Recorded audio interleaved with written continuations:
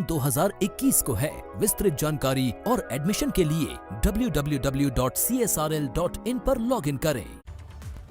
और सीधे रुख करते हैं भाजपा मुख्यालय का। जितिन प्रसाद पहुंच गए हैं। कांग्रेस नेता और बीजेपी में शामिल होने जा रहे हैं। कांग्रेस के वरिष्ठ नेता रहे हैं, राहुल गांधी के करीबी रहे हैं जितिन प्रसाद, और जितिन प्रसाद को भाजपा अध्यक्ष जेपी नड्डा पार्टी में शामिल कराएंगे। सीधी तस्वीरें आपके सामने हैं मंच की। जितिन प्रसाद के साथ पीयूष गोयल और राज्यसभा सांसद अनिल बलूनी।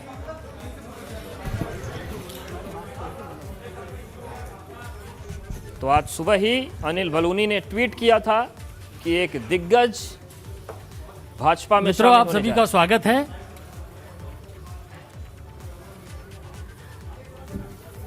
शुरू करें ना। मित्रों, आप सभी का स्वागत है। आज जतिन प्रसाद जी हमारे बीच में हैं।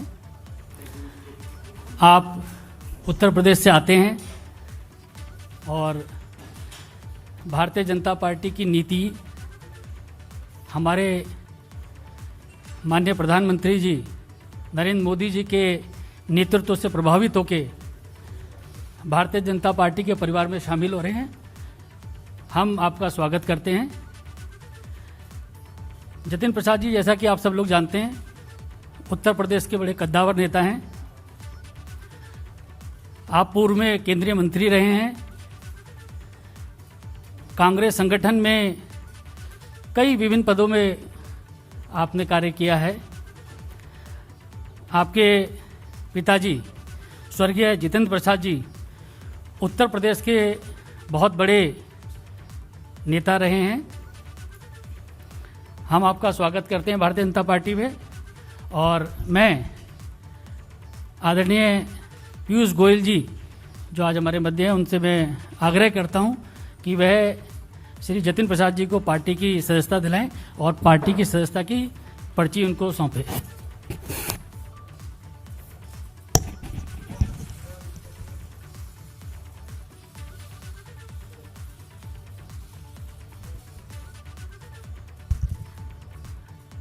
आदरणीय पीयूष गोयल जी बुके देके आपका स्वागत करें।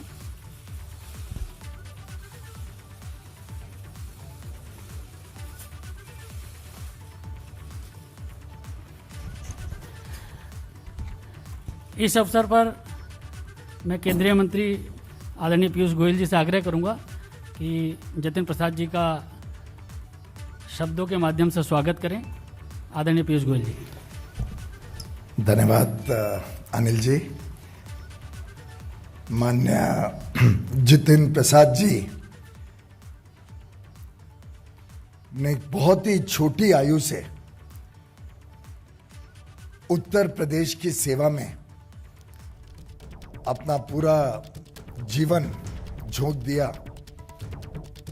मुझे अभी भी याद है, शायद इनकी उम्र शायद सिर्फ 27 वर्ष की थी जब आकाशात्मक एकदम सडनली उनके पूज्य पिताजी का देहांत हुआ। और ये मुंबई में तब काम करा करते थे, बहुत अच्छी पद पर थे।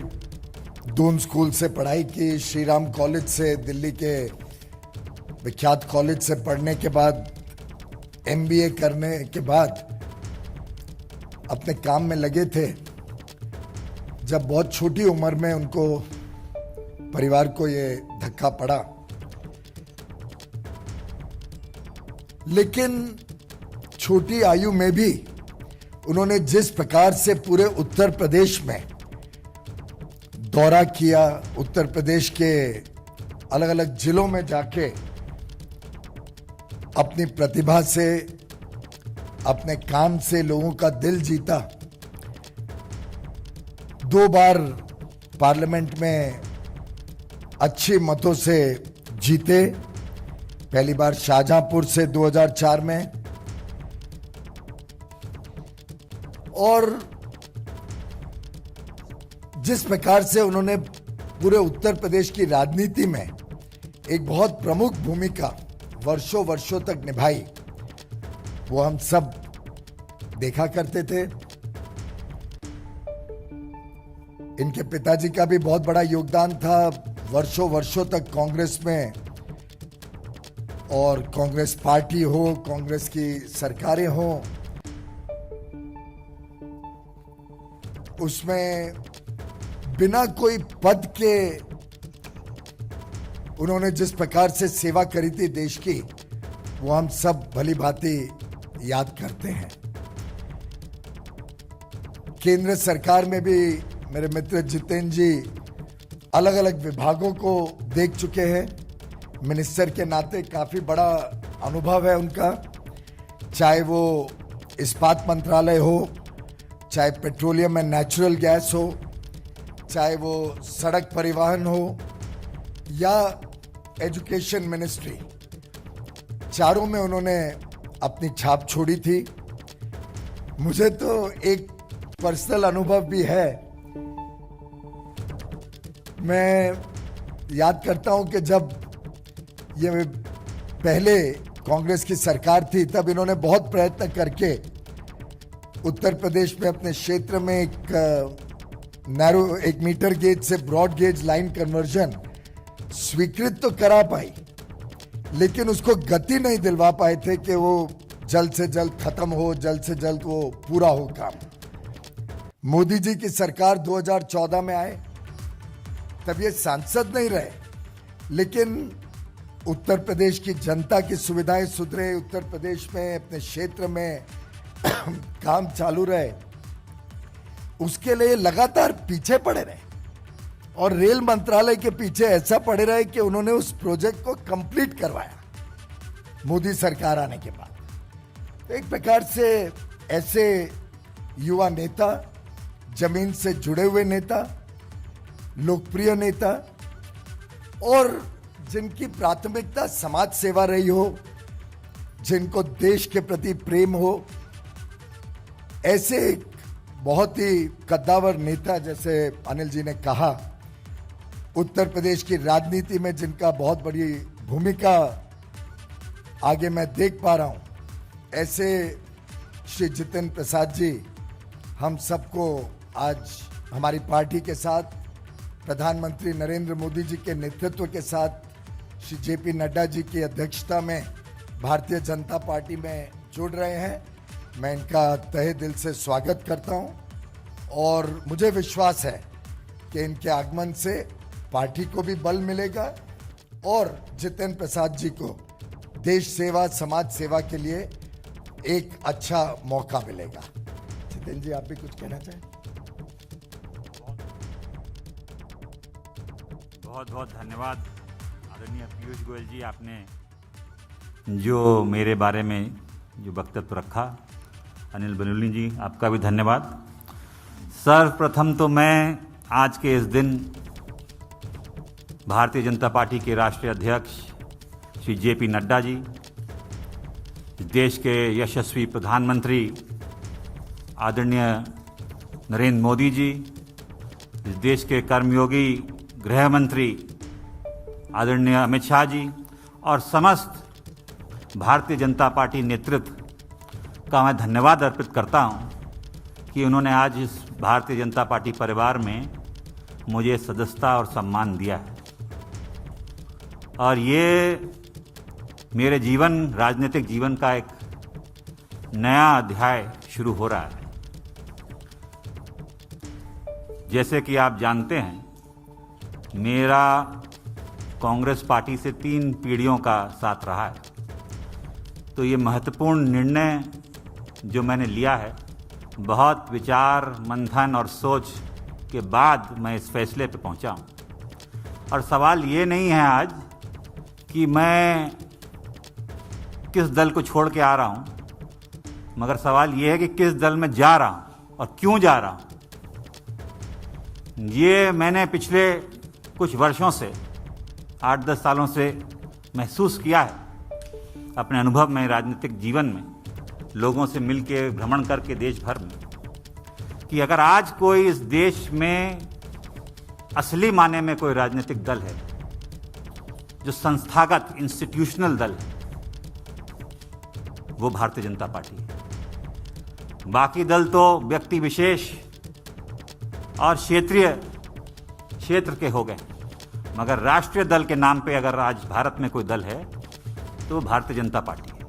और जिस चुनौतियां और परिस्थितियों से हमारा देश और विदेश में भी, हमारी सीमाओं पे भी जो चुनौतियों का सामना कर रहा है, उसके लिए अगर आज इस देश हित में कोई दल और कोई नेता सबसे उपयुक्त और मजबूती के साथ खड़ा है देश हित में, तो भारतीय जनता पार्टी और प्रधानमंत्री नरेंद्र मोदी जी।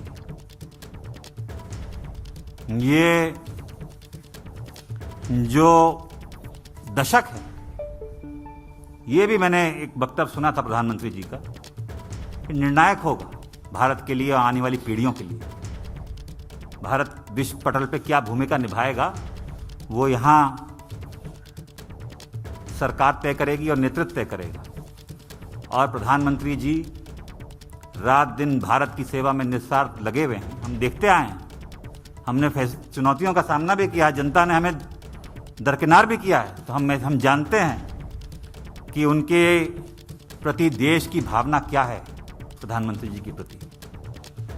और वो जो नए भारत का निर्माण कर रहे हैं, उसमें मुझे भी एक सदस्यता जो आज मैंने ग्रहण की है भारतीय जनता पार्टी की, एक योगदान छोटा सा करने का भारत के प्रति, भारत की जनता की आने वाली पीढ़ियों के प्रति करने का अवसर मिलेगा।